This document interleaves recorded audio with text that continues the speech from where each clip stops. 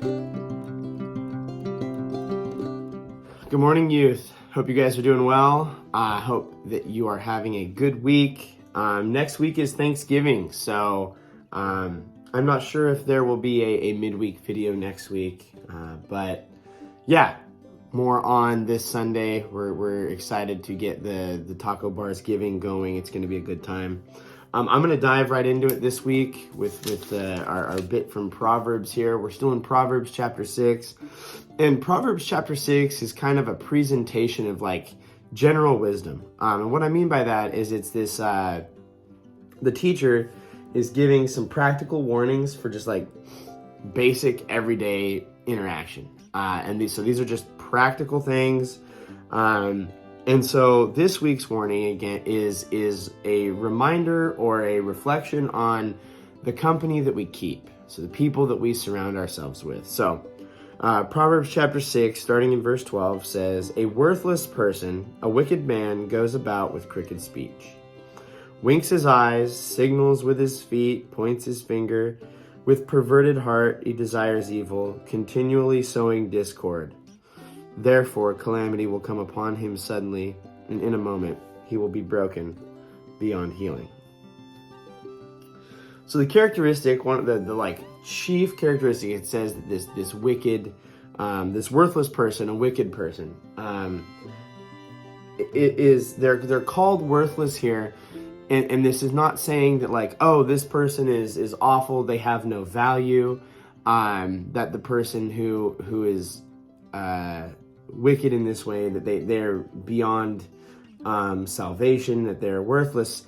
It's saying that having personal relationships is of no worth because it's of no worth to them. And then they go on to explain that and why. And it's because they're characterized by crooked speech. They go about with crooked speech.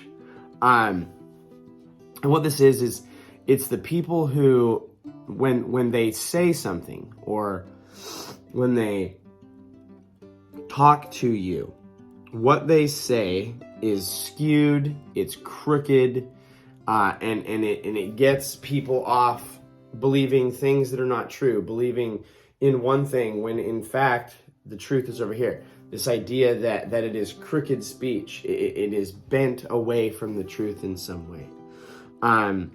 They signal, they use their eyes to manipulate. They tell you one thing and then they're over here winking to their buddy about you, about another thing.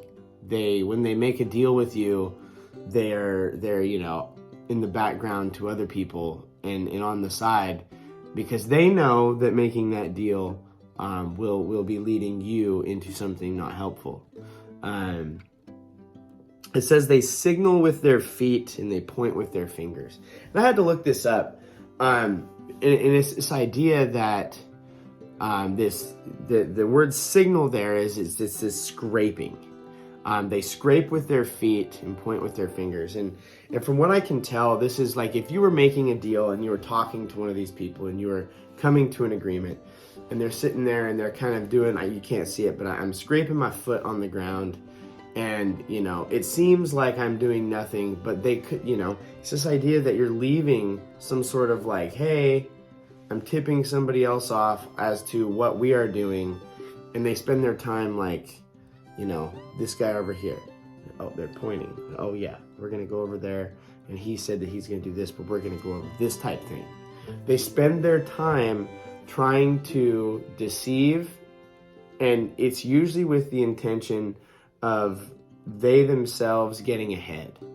And these people desire these things. This is not like, they made an oopsie and this happened one time. This is a desired habitual pattern.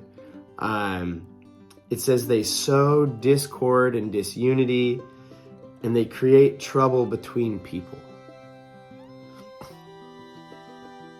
And it's almost like, and if you've ever met someone like this, I'm not talking about someone who like makes a mistake and, says something when they shouldn't. And then when they're brought to their attention, they go, oh man, they feel bad. I'm talking about the person who they go about their personal interactions seeking to create discord continually sowing discord. That means that when it's brought to their attention, they say, oh, I'm so sorry. Did you hear? You know what I'm saying? They even in being addressed on this, they can't not continue to do it. And so the Proverbs says that calamity will come upon them, and it's going to arrive from nowhere. It says calamity will come upon them suddenly, and in a moment, they'll be broken beyond compare.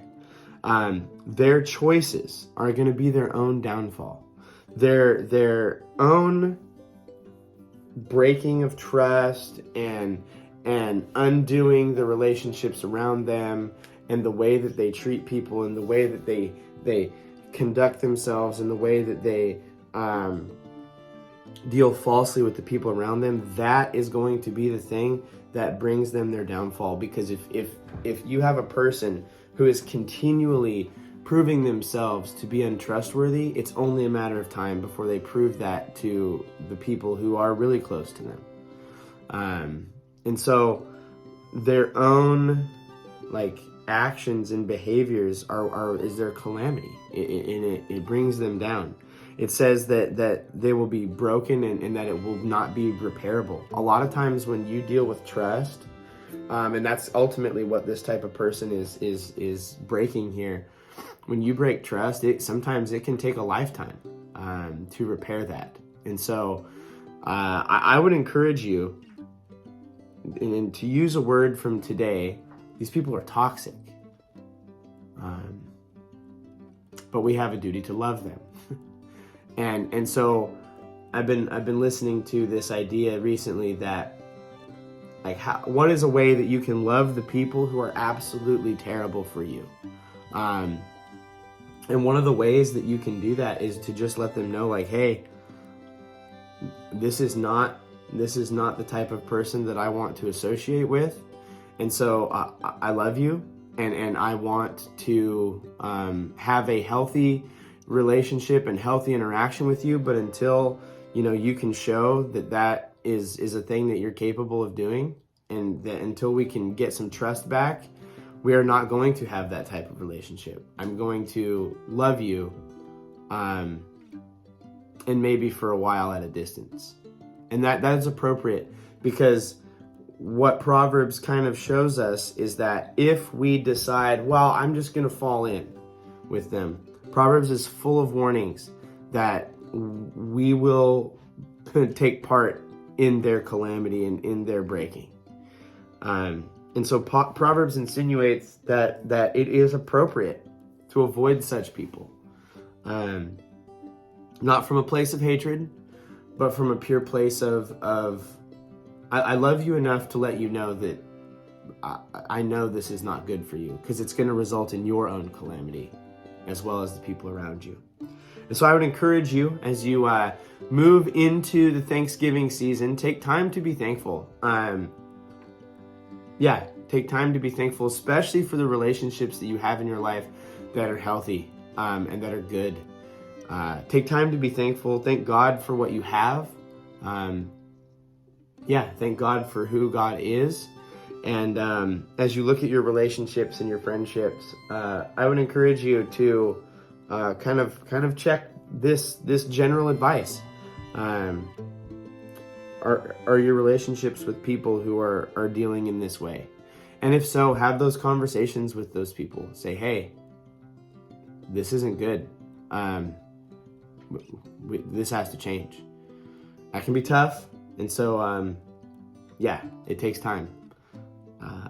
Like I said, Taco Bar's giving this Sunday. Come hungry.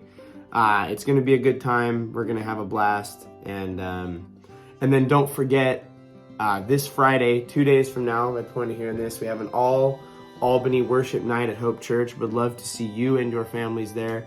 It's going to be a good time. So be there. Let me know if you're coming so I can save y'all a spot. It'll be great. And we look forward to seeing you Friday, and if not Friday, on Sunday for Taco Bar's giving. Love you guys. Have a good rest of your week.